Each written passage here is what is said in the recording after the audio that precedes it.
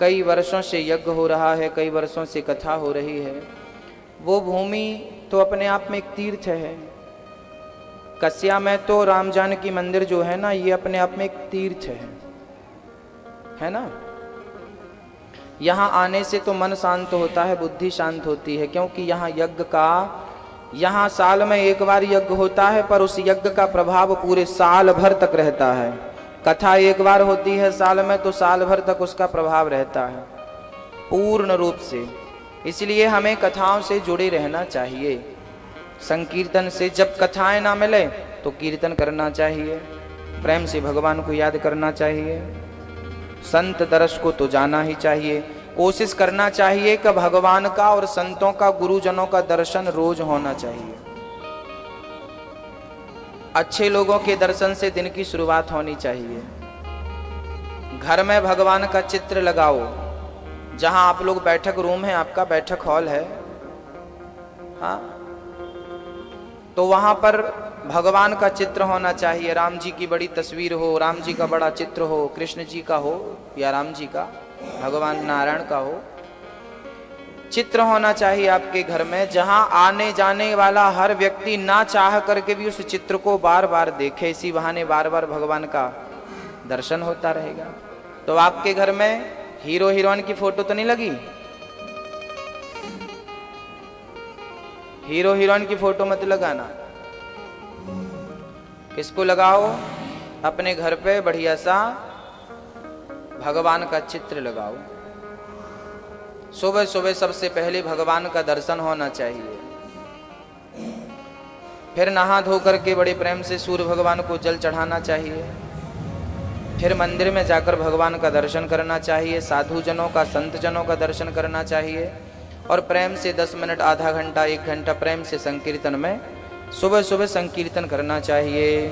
सीताराम सीताराम सीताराम सीताराम सीताराम सीताराम सीताराम सीताराम सीताराम सीताराम सीताराम सीताराम सीताराम सीताराम सीताराम। संकीर्तन चल रहा है। बड़े जरूरी नहीं है कि संकीर्तन में तुम्हारे साथ 4 लोग हों, अकेले ही भिड़ जाओ। सीताराम सीताराम सीताराम सीताराम, राधे श्याम राधे श्याम राधे श्याम राधे श्याम, हरे राम हरे राम राम राम हरे कृष्णा कृष्णा कृष्णा हरे हरे राम हरे राम।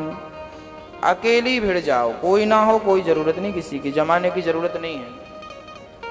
रोज भगवान का नाम जपो, रोज भगवान का कीर्तन करो, रोज भगवान का आश्रय लो, रोज भगवान से प्रार्थना करना चाहिए, प्रभु मैं आपको भूल ना जाऊं, सदा आपको याद करूं, सदा आपको स्मरण करूं, सदा चिंतन करूं।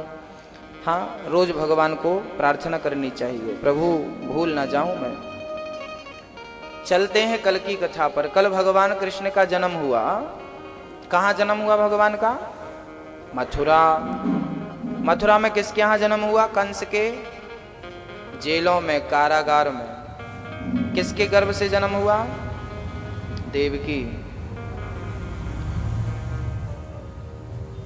किसके पुत्र बनकर आए भगवान? देवकी और वसुदेव।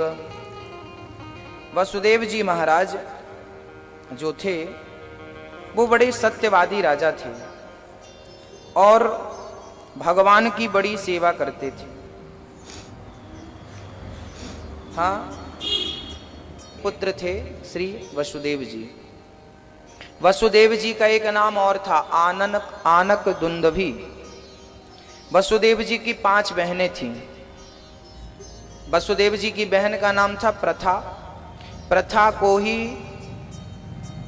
वसुदेव जी के पिताजी ने, सूर ने दान कर दिया था अपने मित्र को, जिनका नाम था कुंती भोज।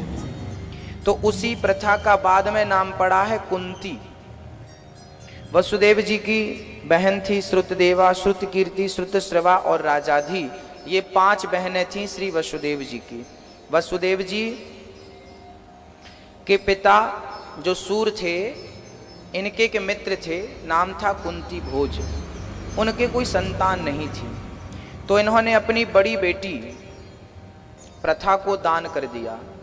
तो जब वो बड़ी बेटी प्रथा को लेकर गए तो फिर उन्होंने उसका नाम रखा, मेरा नाम कुंती भोज है, तो मेरी बेटी का नाम होगा कुंती।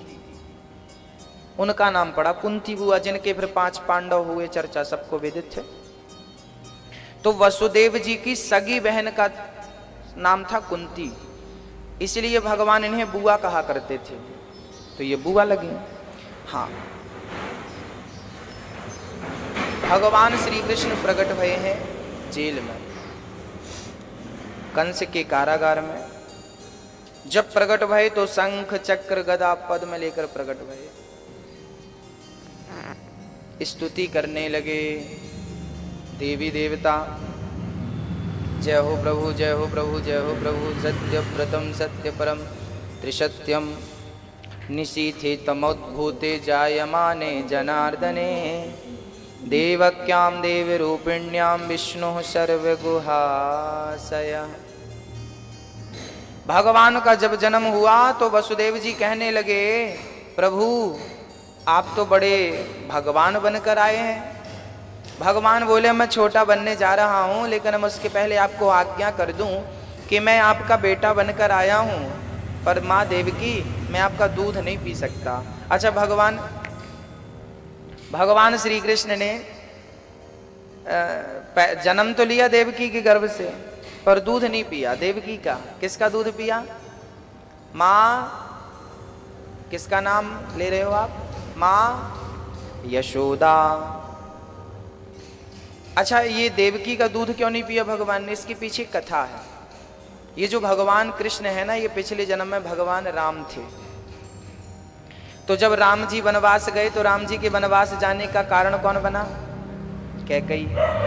जब राम जी चित्रकूट में थे ना, तो कैकई माँ मिलने आई थी, भरत जी मिलने आए थे। तो भरत जी के साथ 3 माताएं भी थी, कैसे कौशल्या, कैकई और सुमित्रा माँ। जब तीनों आई तो भरत जी कैकई को ले जाने में राजी नहीं थी। माँ मैं सबको ले जाऊंगा, कैकई को नहीं ले जाऊंगा, इसका मुंह नहीं देखना चाहता मैं। तो कौशल्या मैया जानती हो क्या कहती हैं? कौशल्या जी कहती हैं, बेटा भरत, यदि तू कैकई को नहीं ले गया तो याद रखना ये कौशल्या भी नहीं जाएगी। देखो पहले कितना प्रेम था और कितनी बढ़िया बातें थी।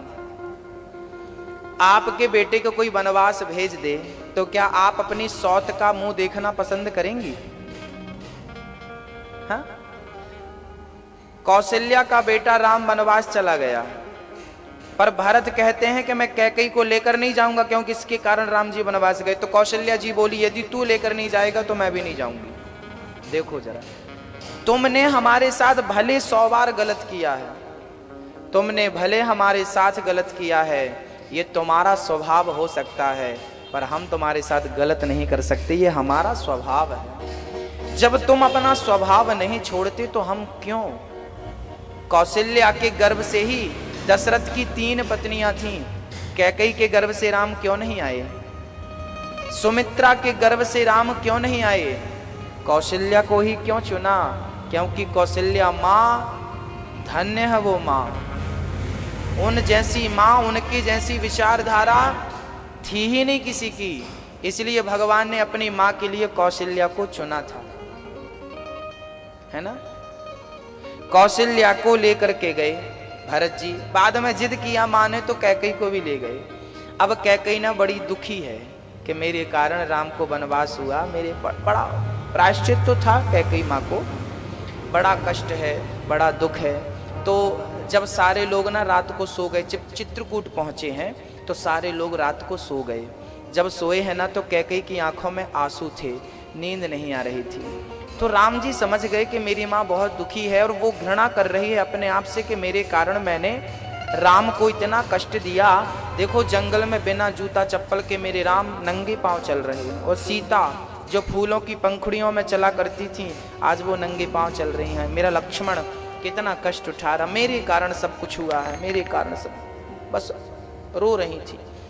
तब राम जी आ गए, माँ क्या कर रही हो, मत रो माँ। राम को हृदय से लगा लिया कैकई माँ ने और राम के चरणों में गिरने लगी। माँ ने माँ को उठाया, प्रभु ने, माँ अनर्थ मत करो, मैं आपका पुत्र हूँ, आप मेरे पाँव पे गिरोगी तो बड़ा अनर्थ हो जाएगा, आप मेरी माँ हो। कैकई बोली, राम मैं कान पकड़ती हूँ, माफी मांगती हूँ, क्षमा कर दो राम, क्षमा कर दो। राम जी ने कहा माँ क्षमा क्यों मांगती हो, ये तो मेरी ही मर्जी थी कि आप मुझे वनवास भेजो, इसमें तुम्हारा कोई काम नहीं है माँ। राम के वनवास जाने में कारण कैकई नहीं है, राम के वनवास जाने में कारण स्वयं भगवान राम है। राम जी ने याद दिला दी, माँ आप भूल गई क्या, जब मैं छोटा था, एक बार जब राम जी छोटे थे ना, तब राम जी ने माँ कैकई के दोनों आंख मूंद लिए थे, पकड़ लिए थे पीछे से आके। बच्चे कभी कभी मस्ती करते हैं, आंख बंद कर लेते हैं, तो राम जी ने भी कैकई माँ की दोनों नेत्र बंद कर लिए। कैकई बोली राम क्यों मेरी आंखें बंद कर लिया। राम जी बोले माँ मैं आज आपकी आंख तब खोलूंगा जब आप मुझे एक वादा करोगी, वचन दोगी। हाँ हाँ बेटा बोल, तुझे क्या चाहिए, तेरे लिए तो सब कुछ है। कैकई ने कहा बोल क्या चाहिए। राम ने कहा माँ जब मैं बड़ा हो जाऊं और मेरे पिता मुझे जब राजा बनाने लगे ना, तो मैं आपसे प्रार्थना करता हूं मुझे आप वनवास भेज देना।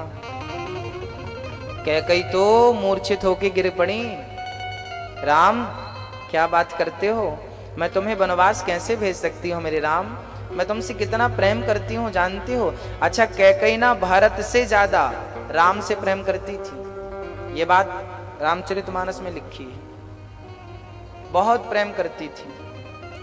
पर राम जी ने एक बार कहा था कि मुझे माँ वनवास भेज देना जब मैं बड़ा हो जाऊं। मूर्छित होकर गिर पड़ी। राम जी ने होश में लाकर कहा माँ यदि तुम मुझे वनवास भेजोगी ना, तो मैं जिस लीला के उद्देश्य के लिए इस धरती पे आया हूं वो काम सफल होगा माँ, मेरा बहुत नाम होगा, मेरा बहुत यश होगा माँ। मैं अयोध्या में रहूंगा तो कोई नहीं जानेगा, और मैं अयोध्या से निकलूंगा ना तो दुनिया मुझे जानेगी माँ, मेरा यश होगा, मुझे भेज दो माँ, मेरी कसम तुम्हें राम की सौगंध तुम्हें भेजना पड़ेगा। और जब राम की सौगंध राम ने दिला दी तो कैकई भला उस सौगंध को कैसे खंडित करती, कैसे तोड़ती। इसलिए अपने दिल में पत्थर रख करके कैकई ने राम को वनवास भेज दिया था। अच्छा कैकई ने राम को वनवास भेजा था, इसके लिए एक दूसरा कारण भी जिम्मेदार है।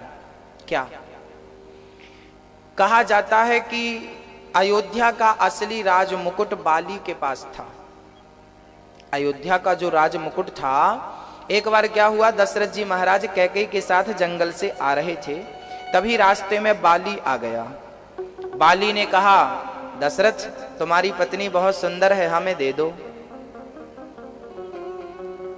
दशरथ जी बोले भाई अपनी पत्नी क्यों दे दें। बोले ना ना हम तुम्हारी पत्नी से शादी करेंगे, यदि नहीं दे सकते हो तो फिर एक काम करो हमसे युद्ध करो। अब दशरथ जी जानते थे कि ये तो बड़ा ताकतवर है, यदि मैं इससे युद्ध करता हूं तो जरूर हार जाऊंगा। तो फिर बाली ने कहा कि अपना राजमुकुट उतार के हमें दे दो, या तो पत्नी दो या तो राजमुकुट दो। तब दशरथ जी ने चुपचाप अपना राजमुकुट उतार करके और बाली को दे दिया था, और वैसा ही राजमुकुट नकली बनवाकर दशरथ जी ने पहन लिया था। ये बात केवल कैकई को पता थी। और जब राम को राजा बनाने लगे श्री दशरथ जी, तो कैकई ने समझाया क्या राम को नकली मुकुट पहनाओगे। तब राम जी को कैकई ने कहा बेटा राम जाओ वनवास, बाली को मारो, अपना असली राज्य